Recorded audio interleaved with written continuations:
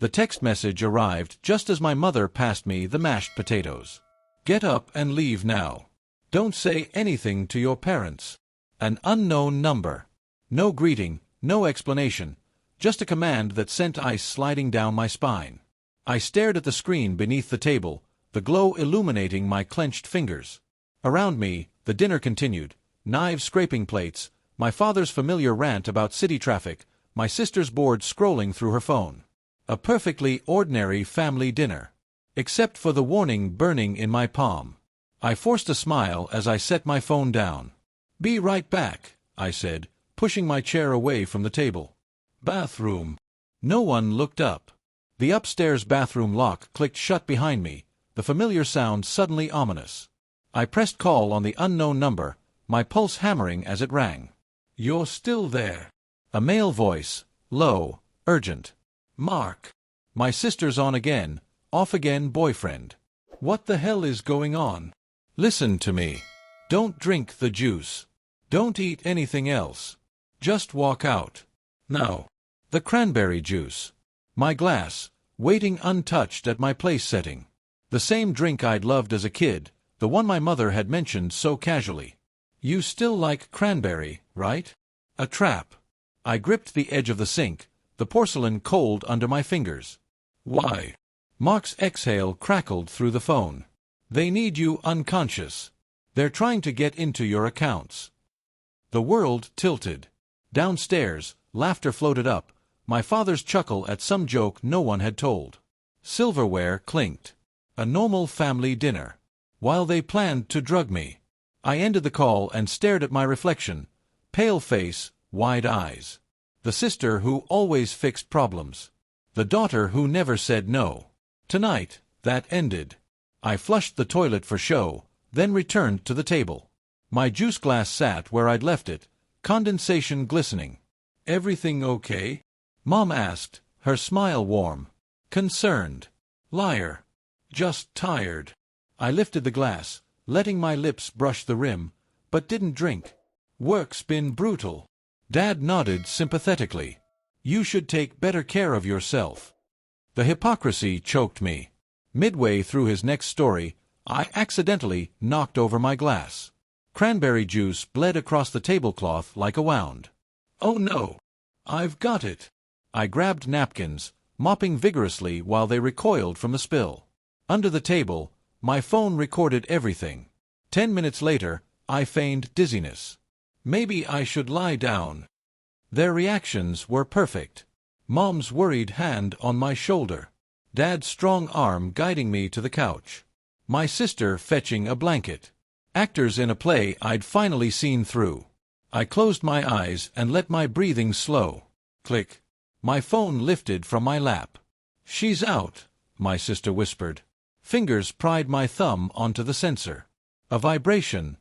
Unlocked. Okay, we're in. The whispers continued, hushed and efficient. Bank app there. How much? All of it. She won't remember. My stomach twisted. They'd done this before. But this time, I was ready. The modified banking app triggered silently, freezing the transfer, logging their attempt, saving every damning word. When I woke, groggily 30 minutes later, they were all smiles. Better. Mom pressed a glass of water into my hands. I smiled back. Much. The police would hear the recording tomorrow. But tonight... Tonight, I hugged each of them goodbye at the door, their embraces warm, their betrayal burning in my pocket. The last family hug we'd ever share. The recording played back crisply through my car speakers as I drove away from my parents' house, their voices unervingly calm as they discussed robbing me. My hand stayed steady on the wheel, but my mind raced. They'd done this before.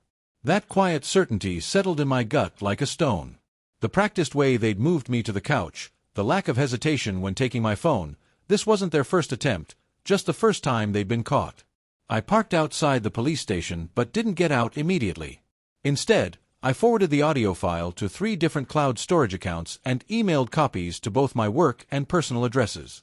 The tech skills I'd honed as a developer kicked in automatically, creating backups, establishing a paper trail, covering every angle.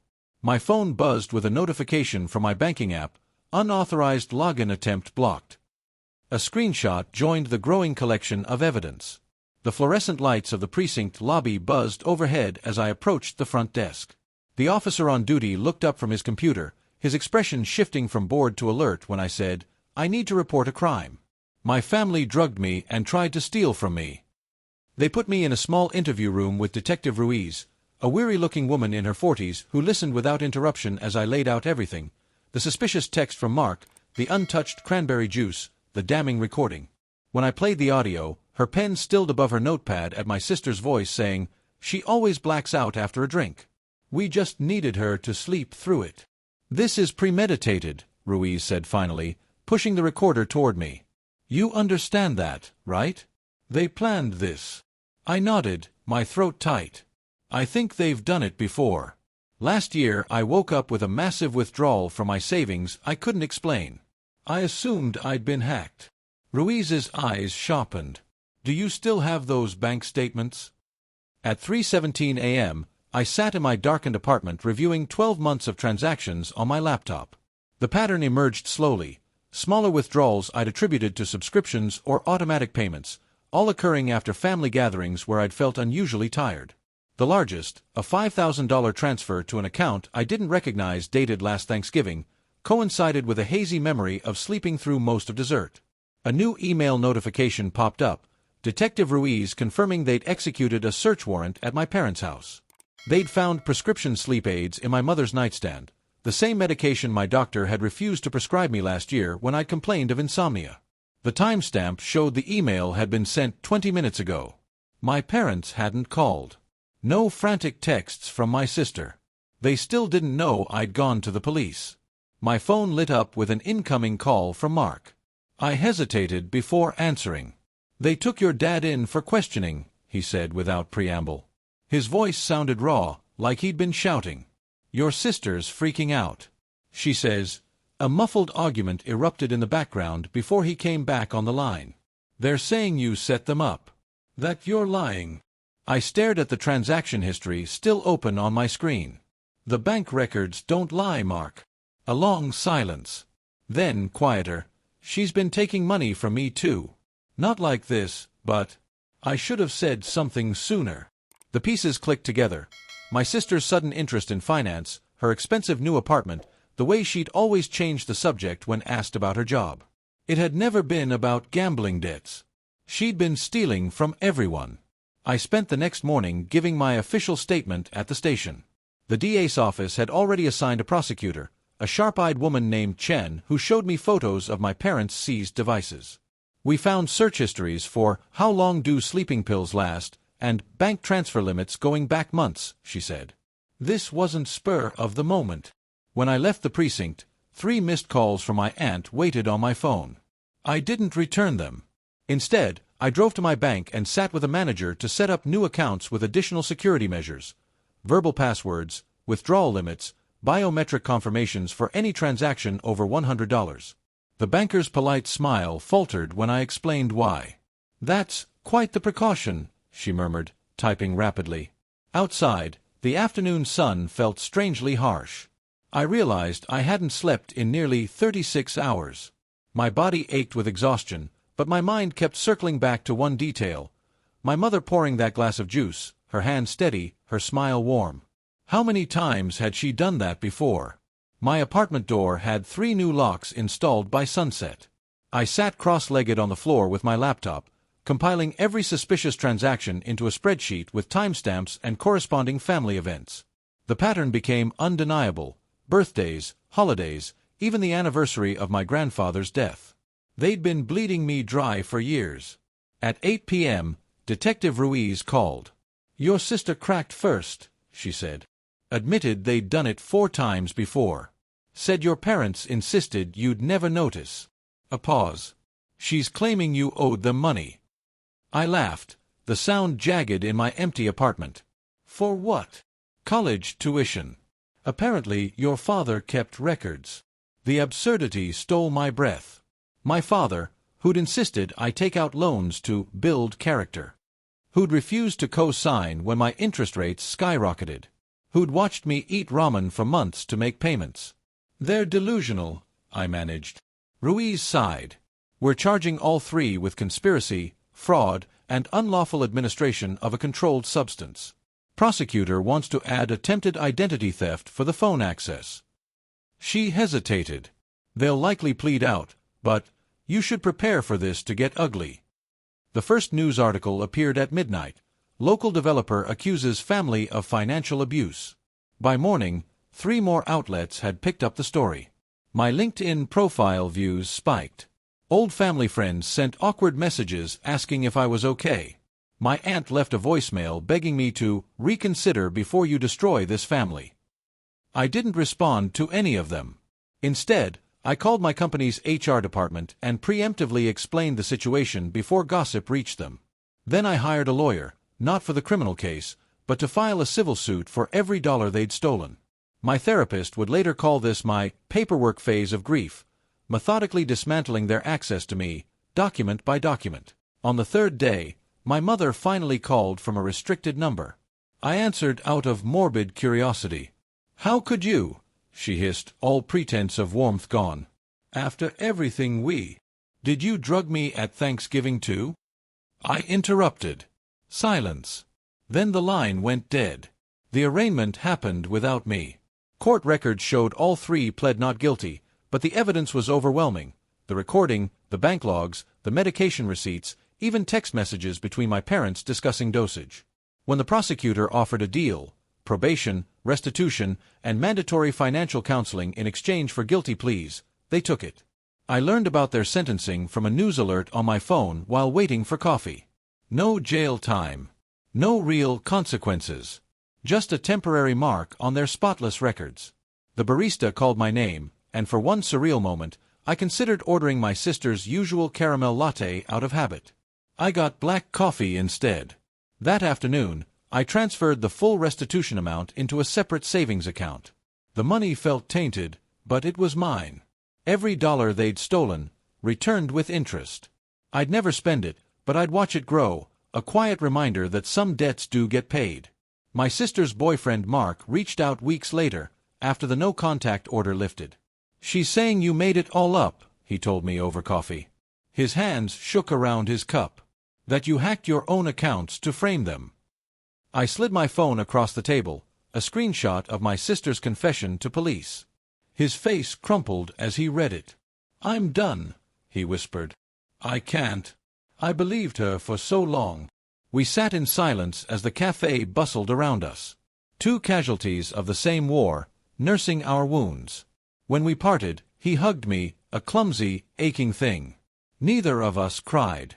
There were no tears left. That night, I dreamt of the cranberry juice, its ruby glow in the dining room light, the way it had spread across the tablecloth like blood. When I woke gasping at 3 a.m., my first instinct was still to call my mother. The realization that I couldn't brought not pain, but a terrible, necessary relief. The locks on my door stayed bolted. The security system armed itself automatically each night. And slowly, transaction by transaction, my bank balance became mine again. Not our money. Not family money. Mine.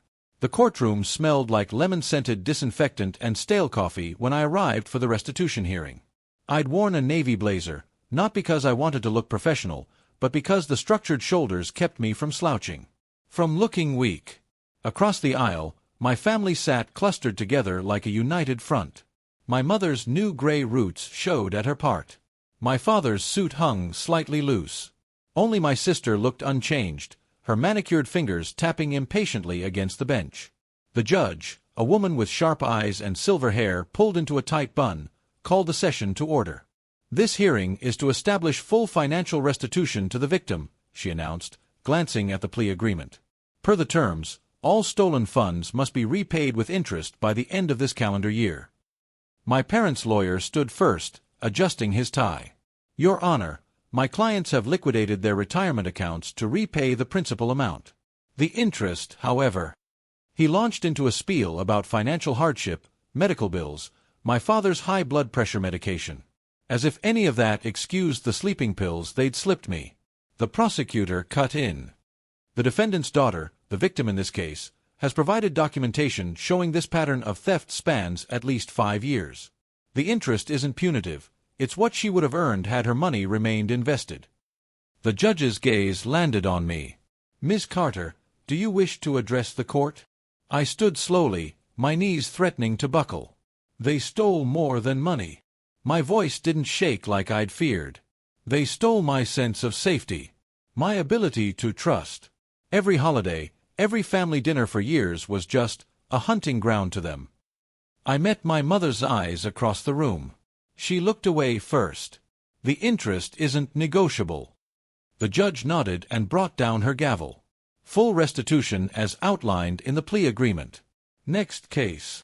Outside the courthouse, reporters swarmed. I kept walking, ignoring shouted questions until a familiar voice cut through the noise. Abby! Over here! Mark stood near the bike racks, holding 2 coffees. He looked different, his usual stubble grown into a proper beard, dark circles under his eyes. Figured you could use this, he said, handing me a cup. We walked in silence for a block before he spoke again. She's telling everyone you're lying. That you set them up because you're jealous. I sipped the coffee, black, no sugar, just how I liked it. Let her. She showed me bank statements, proving the money was hers. I almost believed her until... Mark pulled out his phone and showed me a screenshot of a text thread between my sister and father. The timestamp was from last Thanksgiving, the same night I'd mysteriously slept through dessert. Dad, did you adjust the dosage like we practiced?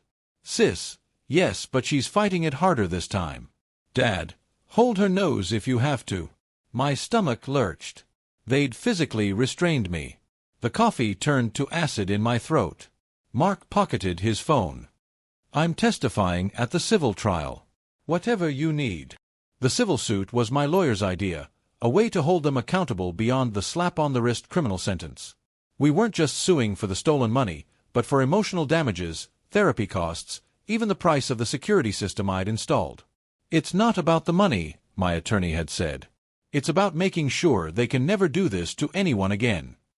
That night, I dreamt of hands pinching my nose shut, of bitter liquid forced down my throat.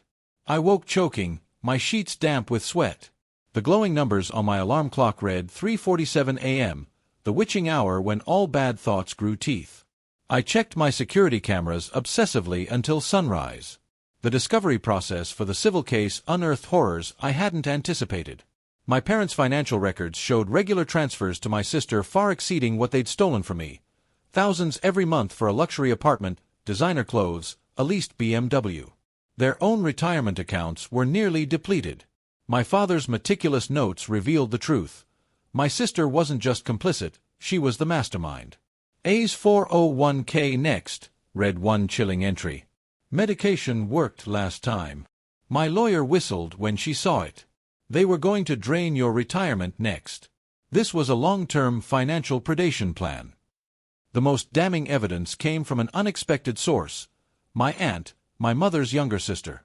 She showed up at my apartment unannounced one evening, her eyes red-rimmed. I need you to hear this from me first, she said, pressing a manila envelope into my hands. Inside were decades-old bank statements showing similar withdrawals from my aunt's accounts when she was in college. They did it to me too. I just never had the courage to stop them. The civil trial lasted 3 days. My sister didn't attend, claiming emotional distress. My parents sat stone-faced as the judge reviewed the evidence, the texts, the financial records, even testimony from a pharmacologist about the dangers of unprescribed sedatives. When the verdict came down, the number took my breath away. $287,000 in total damages, plus permanent restraining orders barring them from contacting me or accessing my financial information. Reporters called it a landmark case. Articles cited it as an example of financial elder abuse in reverse. My inbox flooded with messages from strangers sharing similar stories. I read every one, responding when I could. No one should feel this alone. 6 months after the trial, I received a certified letter from my parents' address. Inside was a single sheet of paper, a photocopy of a real estate listing. Their house, the one I'd grown up in, was on the market. Scrawled in my father's handwriting at the bottom, "Happy now."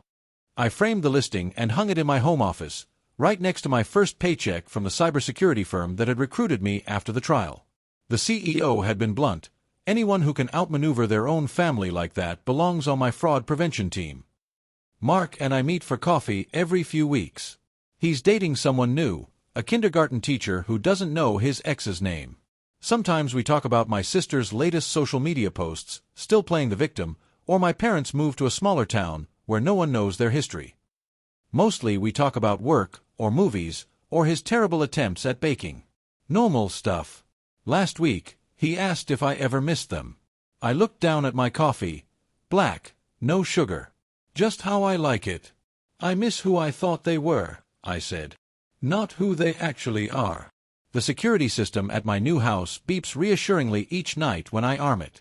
My bank sends alerts for every transaction. My therapist says I'm making progress. Some nights, I still dream about the cranberry juice. But now when I wake up gasping, the first thing I see is the real estate listing on my wall, a reminder that some traps, once escaped, can never snare you again. The foreclosure notice arrived on a Tuesday morning, slipped between my water bill and a grocery store circular. I recognized my parents' address immediately, the cramped handwriting of some bank employee scrawling "Final Notice" across the envelope. I set it aside unopened, next to the growing stack of unread mail from their new town. A year had passed since the civil trial.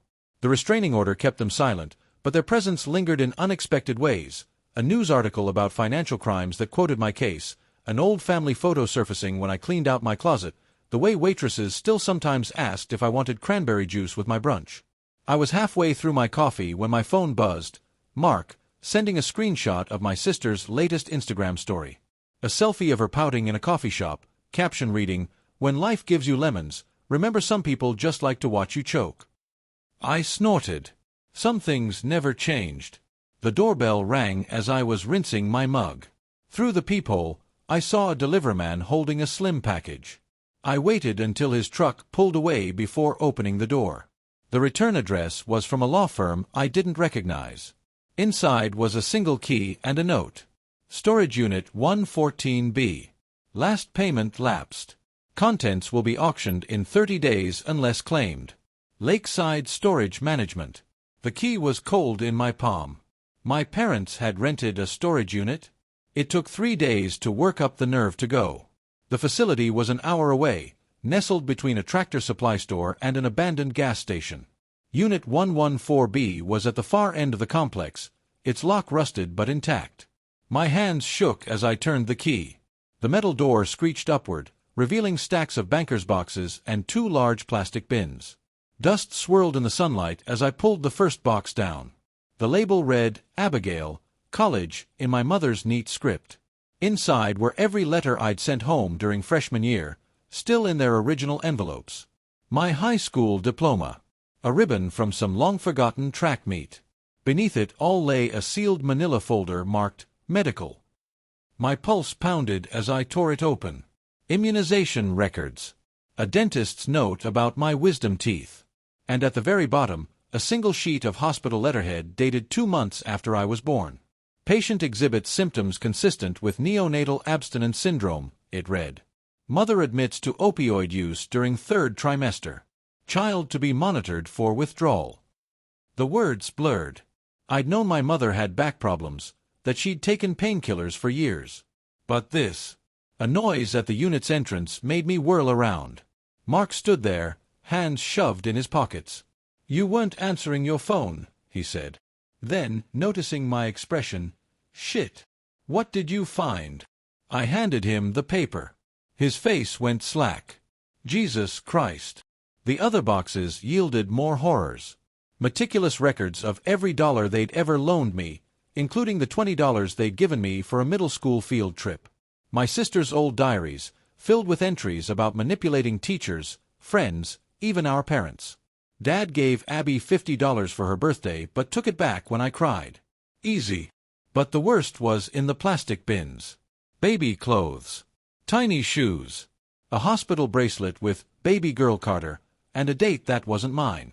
Mark sucked in a breath. Was there another sibling?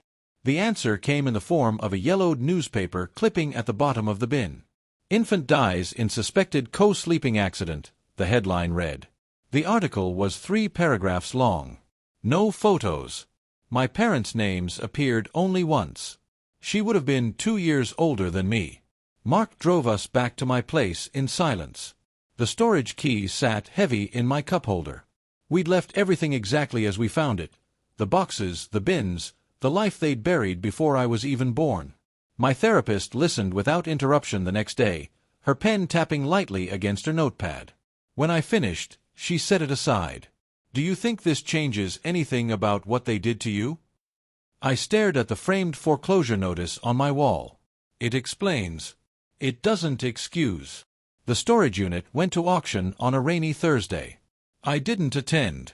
Let some stranger buy those ghosts. That night, I dreamt of the sister I never knew, not as the infant who died, but as she might have been. Older than me. Wiser. The one who would have warned me about the juice. When I woke, sunlight streamed through my curtains. The security system chirped as I disarmed it. Outside, the world continued, unburdened by my family's secrets. I made coffee. Black, no sugar. Just how I liked it. The past could stay where it belonged. I had a life to live.